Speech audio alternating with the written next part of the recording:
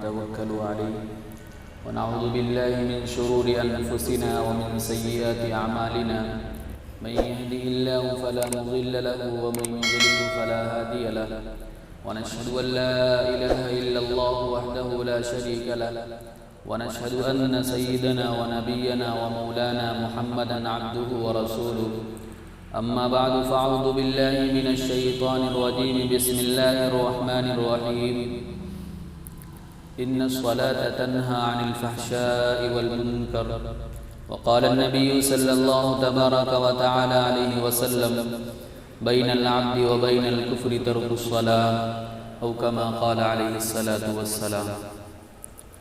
معزز سامعین کرام اور بزرگان دین، نماز جمعہ ادا کرنے والے اسلامی بھائیوں، عزیزان گرامی، جمعہ کے آداب میں سے بھی یہی ہے کہ جب مسجد میں داخل ہوں تو مسجد میں دائیں قدم سے داخل ہوں، اور اس کے بعد پھر مسجد کے آداب میں سے یہ بھی ہے کہ سب سے پہلے اگلی صف کو پر کیا جائے، پھر اس کے بعد دیگر صفوں کو پر کی جائے۔ اور یہ بھی ہے کہ جمعہ کے دن مسجد میں سب سے پہلے آنے کی کوشش کی جائے، لیکن آج کل دیکھا کیا جاتا ہے کہ وقت مقررہ پر لوگ نہیں پہنچتے، لیکن جب خطبے کا وقت آ جاتا ہے تو لوگ مسجد میں پہنچنے کی کوشش کرتے ہیں۔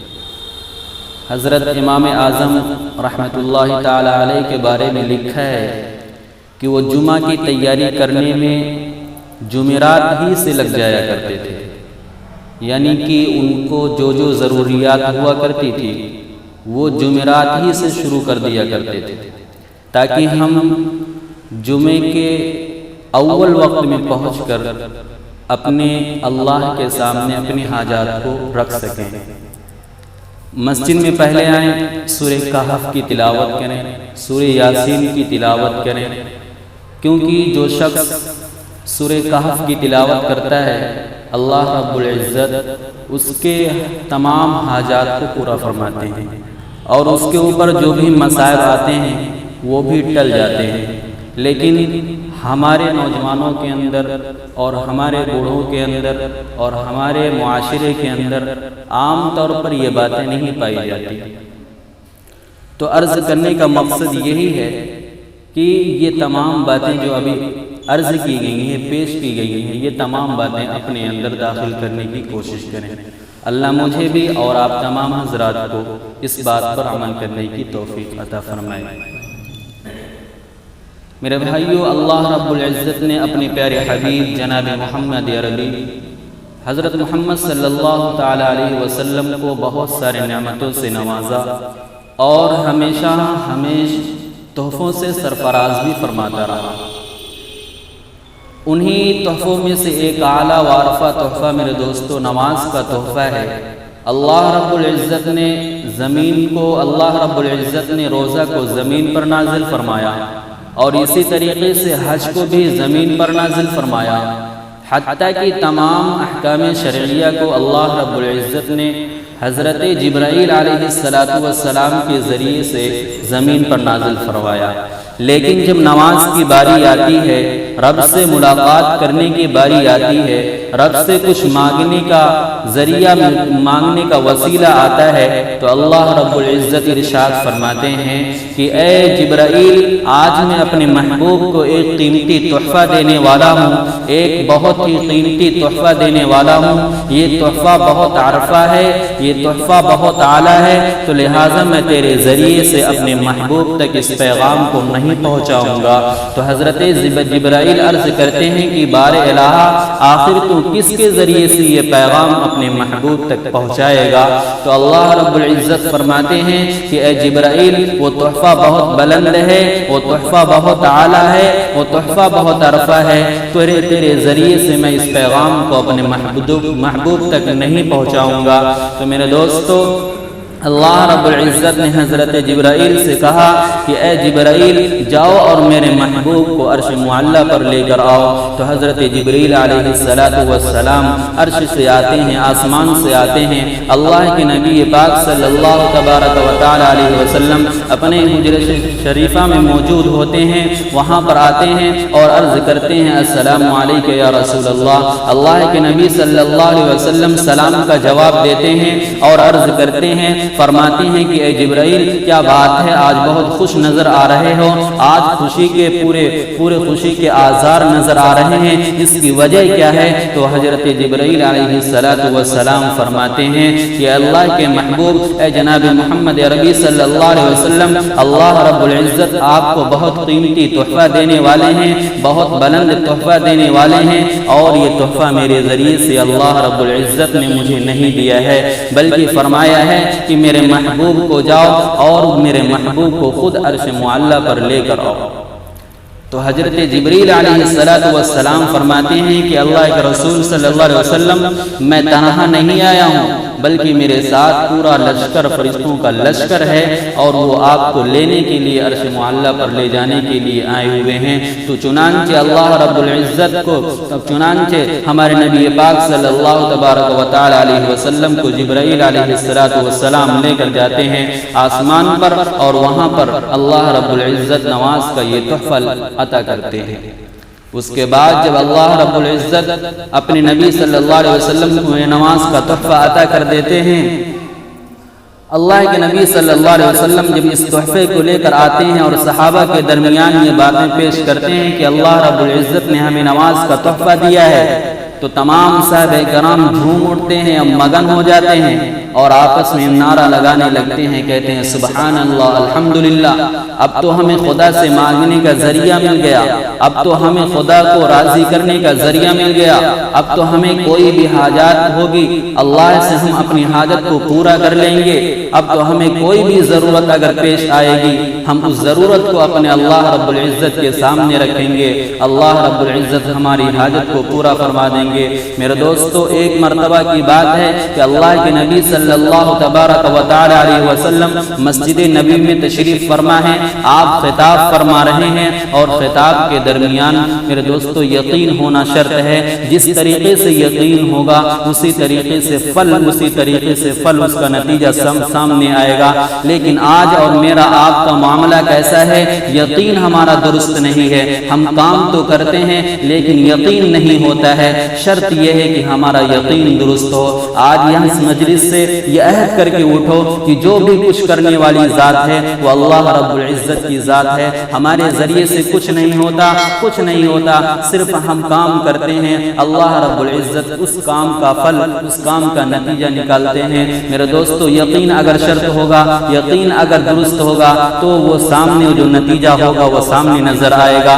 اسی طریقے سے اللہ کے نبی صلی اللہ علیہ وسلم مسجد نبوی میں تشریف فرما ہے، صحابہ کرام کا پورا ہجوم ہوتا ہے، آپ خطاب کے درمیان فرما دیتے ہیں کہ اے میرے صحابہ، اے میرے جانثارو، اگر تمہیں کوئی بھی ضرورت پیش آ جائے، اگر تمہیں کوئی بھی مشکلات پیش آ جائے تو اپنی مشکلات کو، اپنی ضروریات کو اللہ رب العزت کے سامنے رکھو، اس طریقے سے رکھو، 2 رکعت کی صلاۃ الحاجت کی نماز پڑھو، اور صلاۃ الحاجت کی نماز پڑھنے کے بعد اللہ رب العزت سے خوب گریہ زاری کے ساتھ خوب گڑ گڑا کر دعا کرو، اور اللہ رب العزت سے اس کام کا حل کرنے کی کوشش کرو، اللہ رب العزت سے وہ کام حل کرانے کی کوشش کرو۔ اللہ کے نبی صلی اللہ علیہ وسلم نے فرمایا اس طریقے سے 2 رکعت نماز پڑھو، انشاءاللہ آپ کی ضروریات کو اللہ رب العزت پورا فرما دیں گے۔ میرے دوست، ایک صحابی ہوتے ہیں، اسی میں سے اٹھتے ہیں اور گھر جاتے ہیں اور عرض کرتے ہیں کہ کھانے کے لیے کوئی سامان ہے یا نہیں، تو گھر کے اندر سے آواز آتی ہے کہ کھانے کے لیے کوئی چیز نہیں ہے۔ میرے دوستو، دل کے کانوں سے سنیے گا، کلیجہ دل پر ہاتھ رکھ کر میرے دوستو اس بات کو سنیے گا، اور عبرت لینے کی کوشش کیجیے گا، اور اپنے اندر بھی یقین کو درست کرنے کی کوشش کیجیے گا۔ اللہ کے نبی صلی اللہ علیہ وسلم کے وہ صحابی گھر کو جاتے ہیں اور عرض کرتے ہیں کہ کھانے کے لیے کوئی سامان ہے یا نہیں، گھر کے اندر سے آواز آتی ہے کہ کھانے کے لیے کوئی سامان نہیں ہے، کچھ بھی نہیں ہے۔ وہ صحابی عرض کرتے ہیں اچھا چلو مجھے پانی دیجئے، مجھے لوٹے میں پانی دیجئے، چنانچہ انہیں لوٹے میں پانی دیا جاتا ہے اور وہ وضو کرتے ہیں۔ وضو کرنے کے بعد خوب اچھے طریقے سے وضو کرتے ہیں۔ وضو جس طریقے سے کرنا چاہیے اس طریقے سے کرنا چاہیے۔ آج میرے دوستو، آج کے نوجوان کو کوئی بچہ ہو یا بوڑھا ہو، میرے دوستو وضو میں کس طریقے سے وضو کیا جاتا ہے کچھ بھی نہیں پتا ہوتا ہے۔ وضو کے فرائض کیا ہوتے ہیں وہ بھی نہیں پتا ہوتا ہے۔ تیمم کے فرائض کیا ہیں کچھ بھی نہیں پتا ہوتا ہے۔ میرے دوستو مسجد کے آداب کیا ہوتے ہیں کچھ بھی نہیں پتا ہوتا ہے۔ علماء کے حقوق کیا ہوتے ہیں کچھ بھی نہیں پتا ہوتا ہے۔ پڑوسی کے حقوق کیا ہوتے ہیں کچھ بھی نہیں پتا ہوتا ہے۔ اس کی وجہ کیا ہے میرے دوستو؟ آج مدارس کو کھول دیا جاتا ہے، مسجدیں تو آباد کر دی جاتی ہیں، عالی شان مسجدیں تو بنا دی جاتی ہیں، مدارس بھی عالی شان بنا دیا جاتا ہے، لیکن اس کو آباد کرنے والے بہت کم نظر آتے ہیں۔ مسجدیں خالی نظر آتی ہیں، مدارس خالی نظر آتے ہیں۔ میرے دوستو آج ہمارے چھوٹے چھوٹے بچوں سے اگر پوچھ لیا جائے ہمارے نبی کا نام کیا ہے، اللہ ہائے ہے بڑے افسوس کے ساتھ یہ کہنا پڑتا ہے وہ اللہ کے نبی صلی اللہ علیہ وسلم کا نام بھی نہیں جانتے۔ اگر پوچھ لیا جائے بیٹا یہ تو بتاؤ یہ زمین و آسمان کس نے بنایا، وہ ہائے ہے یہ وہ بھی اس کو نہیں پتا ہوتا کہ اللہ نے بنایا، کچھ بھی نہیں پتا ہوتا ہے۔ اس کی وجہ کیا ہے میرے دوستو؟ ہم نے اپنے آپ کو علماء سے دور رکھا ہے، ہم نے اپنے آپ کو اپنے بچوں کو اپنے چھوٹے چھوٹے بچوں کو مدارس اسلامیہ سے دور رکھا ہے۔ ہم اپنے چھوٹے بچوں کو انگریزی تعلیم دیتے ہیں، دنیاوی تعلیم دیتے ہیں۔ میرے دوستو علم دو طرح کا ہوتا ہے، ایک علم دینی ہوتا ہے، ایک علم اخروی ہوتا ہے، ایک علم دنیاوی ہے، ایک علم اخروی ہے۔ دنیاوی علم اسے کہا جاتا ہے جو صرف دنیا ہی میں کام آئے گا، جس طریقے سے ہندی انگلش کہا جاتا ہے، اور اخروی علم اسے کہتے ہیں جو آخرت میں بھی کام آئے گا اور دنیا میں بھی کام آئے گا۔ وہ علم کیا ہے؟ وہ قال رسول اللہ ہے، وہ قرآن مجید کی تلاوت ہے، وہ علماء جو سکھلاتی ہیں وہ تعلیم ہے، وہ جو مدارس اسلامیہ میں پڑھایا جاتا ہے وہ تعلیم ہے، وہ مسجدوں میں جو تعلیم دی جاتی ہے وہ علم ہے۔ میرے دوستو آپ سے اپیل کرنا ہے، آپ سے گزارش یہی کرنی ہے کہ اپنے چھوٹے چھوٹے بچوں کو مدارس اسلامیہ میں داخل کریں، اپنے چھوٹے چھوٹے بچوں کو مدارس اسلامیہ میں داخل کریں، اور اسی طریقے سے اپنے گاؤں کی مسجد کو بھی آباد کریں۔ میرے دوستو اگر مسجد آباد نہ ہوئی، مسجدیں عالی شان بن گئی اور مسجدیں خالی پڑی رہی تو یہی مسجدیں آخرت میں ہمارے لیے وبا کا ذریعہ بن جائیں گی، اور یہی مدارس بھی ہمارے لیے وبا کا ذریعہ بن جائیں گی۔ یہی مسجدیں کل قیامت کے دن اللہ رب العزت کے سامنے حاضر ہوگی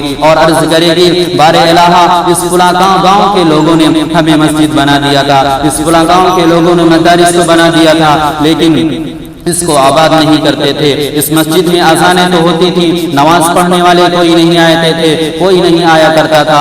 میرے دوستو اللہ رب العزت کے سامنے یہ مسجد بھی گواہی دے گی، یہ مدارس بھی گواہی دیں گے۔ تو آپ سے اپیل یہی ہے، گزارش یہی ہے کہ اپنی مسجدوں کو آباد کرو اور اپنے مدارس کو بھی آباد کرو۔ اللہ تعالی ہمیں بھی اور آپ کو عمل کی توفیق عطا فرمائے۔ تو میرے دوستو میں عرض کیا کر رہا تھا کہ اللہ کے نبی صلی اللہ علیہ وسلم کے وہ صحابی گھر کو جاتے ہیں اور عرض کرتے ہیں کھانے کے لیے کوئی سامان ہے یا نہیں۔ گھر کے اندر سے آواز آتی ہے کہ ابھی تو کچھ بھی کھانے کے لیے نہیں ہے۔ تو اللہ کے نبی صلی اللہ علیہ وسلم کے صحابی وضو کرتے ہیں اور وضو کرنے کے بعد 2 رکعت کی صلاۃ الحاجت کی نماز پڑھتے ہیں۔ نماز پڑھنے کے نماز سے فارغ ہوتے ہیں۔ فارغ ہونے کے بعد اللہ رب العزت سے خوب دل لگا کر دعا کرتے ہیں، خوب روتے ہیں، خوب زیادہ گڑگڑاتے ہیں، اللہ سے مانگتے ہیں۔ اس کے بعد دعا مکمل ہوتی ہے۔ دعا مکمل ہونے کے بعد پھر عرض کرتے ہیں ارے کھانے کے لیے کوئی سامان حاضر ہوا یا نہیں؟ تو گھر کے اندر سے وہی آواز آتی ہے کہ ابھی تو کھانے کے لیے کچھ نہیں حاضر ہے، ابھی تو کھانے کے لیے کچھ بھی نہیں ہے۔ تو وہ صحابی عرض کرتے ہیں ایسا لگ رہا ہے کہ میری نمازوں کے اندر کوتاہی ہے، میرے دعاؤں کے اندر کوئی کوتاہی ہے۔ اللہ رب العزت سے جس طریقے سے مانگنا چاہیے میں مانگ نہیں پا رہا ہوں، اللہ رب العزت کے سامنے جس طرح سجدہ کرنا چاہیے میں سجدہ نہیں کر پا رہا ہوں، اللہ رب العزت کے سامنے جس طریقے سے اپنی حاجت کو رکھنا چاہیے میں رکھ نہیں پا رہا ہوں۔ ایسا لگ رہا ہے میری دعاؤں کے اندر کوئی کوتاہی ہے، میری نمازوں کے اندر کوئی کوتاہی ہے۔ تو اللہ کے نبی صلی اللہ علیہ وسلم کے وہ صحابی دوبارہ نماز پڑھتے ہیں اور عرض کرتے ہیں ایسا ہرگز نہیں ہو سکتا کہ میرے نبی نے جو کہہ دیا ہو وہ جھوٹ ہے۔ اللہ کے نبی صلی اللہ علیہ وسلم نے جو فرما دیا ہے وہ سچ ہے، وہ سچ ہے، یہ سچ ہے۔ صرف ہمارے اندر ہی کمی ہے، میرے اندر ہی کمی ہے۔ جس طریقے سے اللہ کے سامنے اپنی حاجت کو رکھنا چاہیے. میں رکھ نہیں پا رہا ہوں، وہ دوبارہ نماز پڑھتے ہیں اور نماز پڑھنے کے بعد ان کی نماز مکمل ہوتی ہے.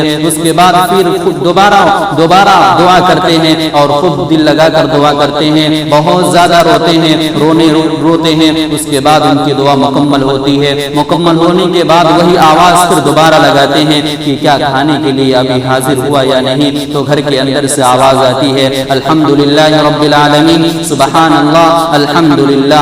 چکی چل رہی ہے خود بخود اور آٹا بھی خود بخود نکل رہا ہے. میرے دوستو یہ یقین تھا، یہ ان کا یقین تھا، یہ ان کا ایمان تھا کہ اللہ رب العزت ہی کی ذات سب کچھ کرنے دھرنے والی ذات ہے. میرے دوستو آج بھی اسی چکی سے آٹا خود بخود نکل سکتے ہیں. شرط یہ ہے کہ اپنی ایمان کو درست کیا جائے، اپنی یقین کو درست کیا جائے. میرے دوستو ہمارا یقین بڑا کمزور ہے، ہمارا ایمان بڑا کمزور ہے. ہمارے ایمان کو درست کرنے کی کوشش کریں، اپنی ایمان کو درست کرنے کی کوشش کریں. میرے دوستو اللہ کے نبی صلی اللہ علیہ وسلم اللہ کے نبی صلی اللہ علیہ وسلم اپنی اس امت کے بارے میں نہ جانے کتنی تکلیفیں برداشت کی ہیں. ہم اور آپ اس کا حساب نہیں لگایا جا سکتا، ہم اور آپ اس کا حساب نہیں لگا جا سکتے. میرے دوستو ابھی کل میں نے ایک کتاب کا مطالعہ کیا اور اس میں ایک واقعہ ملا. میرے دوستو میری آنکھوں سے آنسو نکلنے لگے. آپ بھی اگر سنیں گے مجھے یہی معلوم ہوگا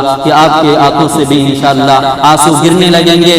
ہائے افسوس کے بعد ساتھ میں یہ واقعہ پیش کر رہا ہوں اور عبرت لینے کی کوشش کیجیے گا. میرے دوستو خواجہ معین الدین چشتی اجمیری رحمۃ اللہ علیہ کا نام سبھی لوگ غالباً جانتے ہی ہوں گے اور کتابوں میں بھی پڑھا ہوگا اور اپنے علماء سے بھی سنا ہوگا. انہوں نے خواب میں کیا دیکھا؟ خواب میں یہ دیکھا کہ اللہ کے نبی صلی اللہ علیہ وسلم بیٹھے ہوئے ہیں، اپنے چہرے انور کو دوسری طرف کیے ہوئے ہیں اور اللہ کے نبی صلی اللہ علیہ وسلم سے خواجہ معین الدین چشتی اجمیری رحمۃ اللہ علیہ عرض کرتے ہیں کہ اللہ کے نبی صلی اللہ علیہ وسلم آپ اپنا چہرہ مبارکہ ادھر کیوں کیے ہوئے ہیں؟ تو اللہ کے نبی صلی اللہ علیہ وسلم پھر ان کی جانب اپنے چہرے مبارکہ کو کرتے ہیں تو دیکھتے کیا ہیں کہ ان کے آنکھوں سے زار و قطار آنسو گر رہے ہیں.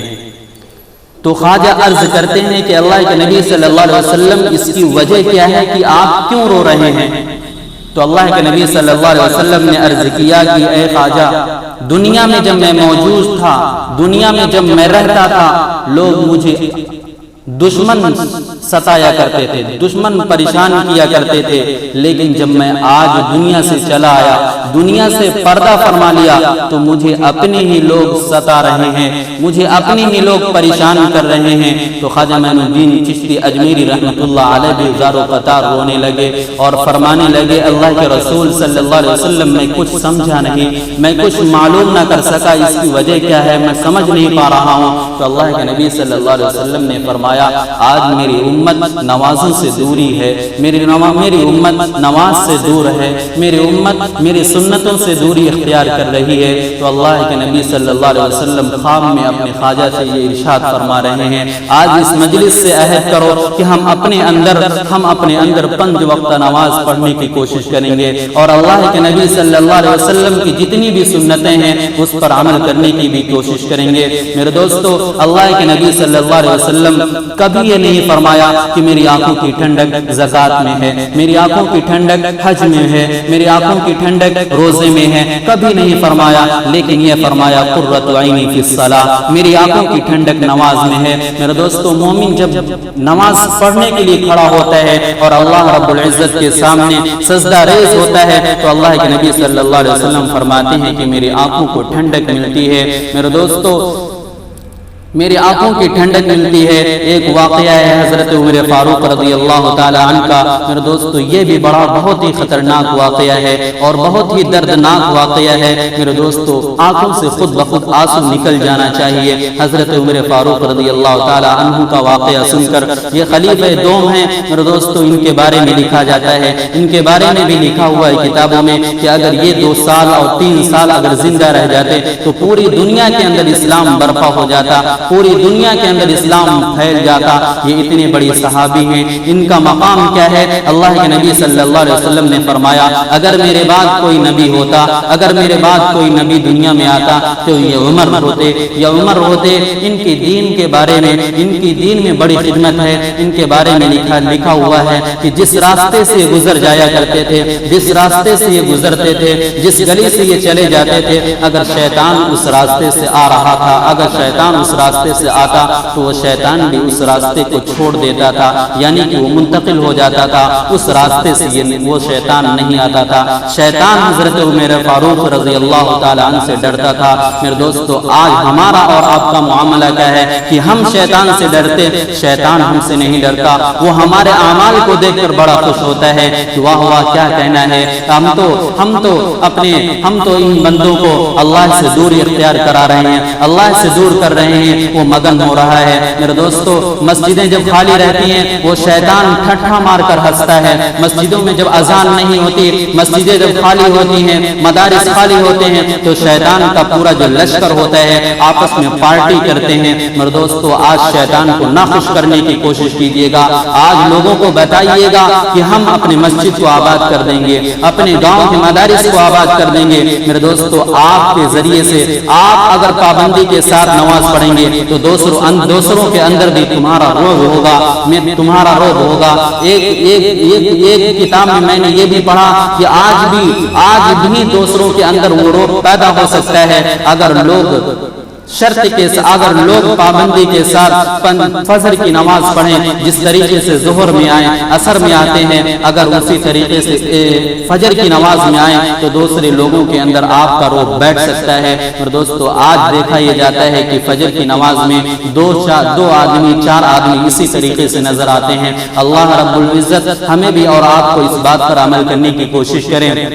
میرے دوستوں، میں عرض کر رہا تھا کہ حضرت عمر فاروق رضی اللہ تعالی عنہ کتنے بڑے صحابی ہیں۔ ان کے بارے میں لکھا ہوا ہے کہ وہ امامت فرما رہے ہیں اور امامت کے دوران پیچھے سے کوئی جانی دشمن ان پر حملہ کر دیتا ہے، ان پر خنجر لگا دیتا ہے۔ میرے دوستو، وہ خنجر لگتا ہے اور لگنے کے بعد آپ کے جسم مبارکہ سے خون جاری ہو جاتا ہے اور آپ پیچھے سے کسی صحابی غالباً عبد الرحمن بن عوف کو آگے کر دیتے ہیں اور ان سے عرض کرتے ہیں کہ آپ نماز کو مکمل کرائیں۔ چنانچہ وہ نماز کو مکمل کراتے ہیں۔ اسی طریقے سے ان کی بیماری لاحق ہو جاتی ہے، ان کی بیماری بڑھتی چلی جاتی ہے اور پھر ان کے بعد جب ان سے کہا جاتا ہے کہ اے عمر نماز کا وقت ہو گیا ہے، تو عمر کیا فرما رہے ہیں؟ بیماری کی حالت میں ہیں، زخمی چل رہے ہیں، غشی ہمیشہ طاری ہو جاتی ہے، غشی کبھی طاری ہوتی ہے کبھی نہیں طاری ہوتی ہے، لیکن جب ان سے کہا جاتا ہے کہ عمر نماز کا وقت ہو گیا ہے تو یہ کیا فرماتے ہیں کہ ہاں نماز تو پڑھنی ہے پڑھنی۔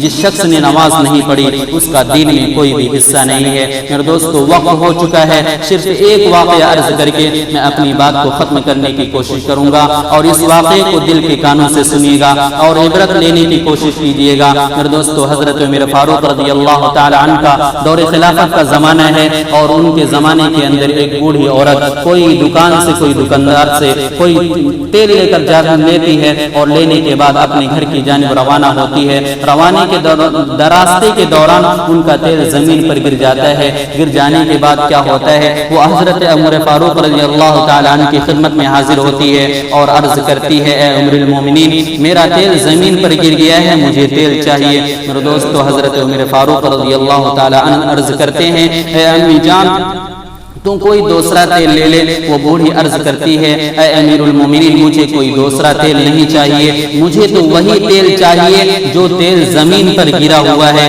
میرے دوستو، یقین دیکھیے گا اس بوڑھی عورت کا، یقین دیکھیے گا اس خاتون کا۔ وہ کہتی ہے مجھے وہی تیل چاہیے، اس کے علاوہ مجھے کوئی دوسرا تیل نہیں چاہیے۔ تو وہ حضرت عمر فاروق رضی اللہ تعالی عنہ کاغذ کا ایک ٹکڑا لیتے ہیں، ایک کاغذ لیتے ہیں اور لینے کے بعد اس کاغذ پہ کچھ کچھ لکھ دیتے ہیں۔ لکھنے کے بعد اس امی جان کو، اس بوڑھی عورت کو وہ کاغذ دے دیتے ہیں اور فرماتے ہیں اے امی جان اس کاغذ کو لے جاؤ، اور لے جانے کے بعد یہ کاغذ وہیں پر رکھ دو جہاں پر تمہارا تیل گرا ہوا ہے۔ چنانچہ وہ بوڑھی عورت اس کاغذ کو لیتی ہے اور لینے کے بعد اس راستے سے جاتی ہے جہاں پر ان کا تیل گرا ہوا ہوتا ہے، اور اس زمین پر جہاں پر تیل گرا ہوا ہوتا ہے اسی جگہ پر وہ کاغذ رکھ دیتی ہیں، اور کاغذ کو رکھنا ہی ہوتا ہے کہ زمین اپنے اندر سے فوراً تیل اگلنا شروع ہو جاتی ہے، اپنے اندر سے تیل واپس کر دیتی ہے، اور اس کے بعد تھوڑی ہی دیر کے اندر وہاں پر پورا ہجوم ہو جاتا ہے،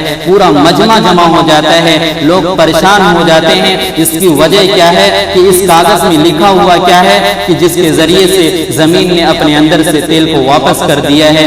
آخر اس کاغذ میں کیا لکھا گیا ہے کہ زمین نے اپنے اندر سے تیل کو واپس کر دیا ہے؟ تو اس مجمع میں سے کوئی شخص عرض کرتا ہے ارے بھائی کوئی شخص آگے بڑھے اور اس کاغذ کو اٹھائے، اور اٹھانے کے بعد دیکھے کہ اس میں لکھا ہوا کیا ہے۔ چنانچہ کوئی آگے بڑھتا ہے، اس کاغذ کو اٹھاتا ہے، اور اٹھانے کے بعد اس کاغذ کو کھولتا ہے، دیکھتا کیا ہے اس میں لکھا ہوا ہوتا ہے اے زمین تو کان کھول کر سن لے، اگر تو نے اس بوڑھی عورت کا تیل واپس نہ کیا تو کان کھول کر سن لے، تیرے اندر میں ایک ایسے شخص کو دفن کر دوں گا، تیرے اندر ایک ایسے شخص کو دفن کیا جائے گا جو کبھی نماز نہ پڑھتا ہوگا، جو کبھی روزہ نہ رکھتا ہوگا، جو کبھی زکات نہ دیتا ہوگا، جو کبھی علماء کے حقوق نہ ادا کرتا ہوگا، جو کبھی پڑوسی کے حقوق ادا کرنا ہوتا ہوگا۔ میرے دوستو زمین نے جب ایسے شخص کو پسند نہ کیا تو میرا اور آپ کا خدا، میرا اور آپ کا نبی کیسے ہمیں پسند کرے گا؟ میرے دوستو اس واقعے سے عبرت لیجئے گا، زمین نے جب اس شخص کو پسند نہیں کیا تو میرا رب اور نبی پاک صلی اللہ علیہ وسلم ہمیں کیسے پسند کریں گے؟ آج اس مجلس سے عہد کرو کہ ہم اپنی مسجد کو آباد بھی کریں گے اور 5 وقت نماز پڑھنے کی کوشش کریں گے۔ اللہ مجھے بھی اور تمام حضرات کو بھی نماز پڑھنے کی کو ادا کرنے کی توفیق عطا کرے۔ پڑھ نماز پنجگانہ نہ کر کوئی بہانہ، پڑھ نماز پنجگانہ نہ کر کوئی بہانہ، اسی میں ہے تیری جنت اور اسی میں ہے تیرا ٹھکانہ۔ اللہ مجھے بھی توفیق عطا فرمائے۔ وآخر دعوانا